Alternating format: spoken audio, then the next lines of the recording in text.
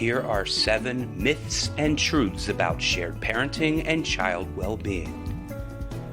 Myth: shared parenting emphasizes parents' rights at the expense of the best interests of children.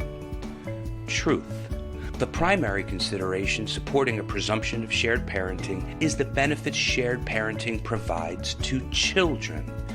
More than 40 years of social science research establishes a growing consensus that in the vast majority of cases, children raised in shared parenting arrangements score significantly higher on almost every metric of child well-being than those raised in a sole custody arrangement. Myth: shared parenting doesn't benefit children when the parents are in conflict with each other. Truth: even when there's conflict between parents, shared custody arrangements are better for children than sole custody arrangements on all measures of behavioral, emotional, physical, and academic well-being, and are related to children having better relationships with their parents and grandparents. The quality of the parent-child relationship is a better predictor of children's long-term outcomes than co-parenting conflict. Myth: shared parenting doesn't cause the better outcomes for children. It's just a correlation. Truth: while families that choose shared parenting may have other characteristics that help children succeed, for example, higher income, higher levels of education, or less conflict, there is now clear evidence that shared parenting itself, not just these other characteristics, contributes to children's well-being.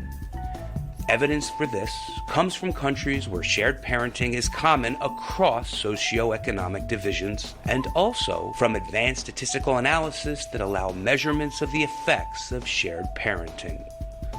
Myth: shared parenting isn't appropriate for infants and toddlers.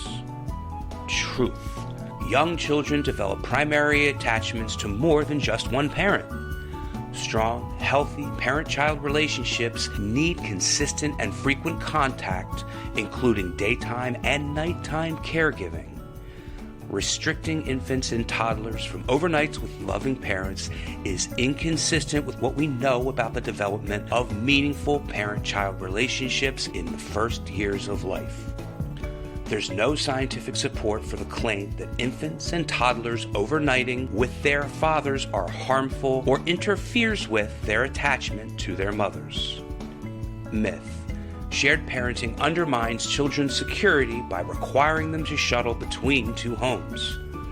Truth: while having two homes sometimes causes inconvenience, research has shown that this is not harmful to children, nor does it hinder their developing strong relationships with both parents.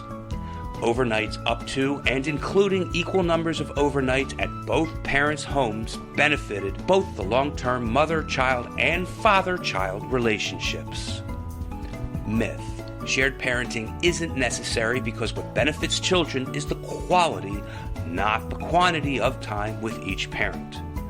Truth: the quality of parenting time is vital, of course, but the quantity of parenting time is also vital to children's well-being. Research shows that benefits to children arise because both parents are significantly involved in day-to-day parenting responsibilities, not just weekend and holiday time. And the benefits of shared parenting for children increase as the time with each parent approaches equality. Myth: shared parenting leaves children vulnerable to abuse. Truth: there's no scientific evidence to support this statement. Shared parenting laws are rebuttable when this type of custody plan isn't in the child's best interest and when there's a demonstrated history of family violence.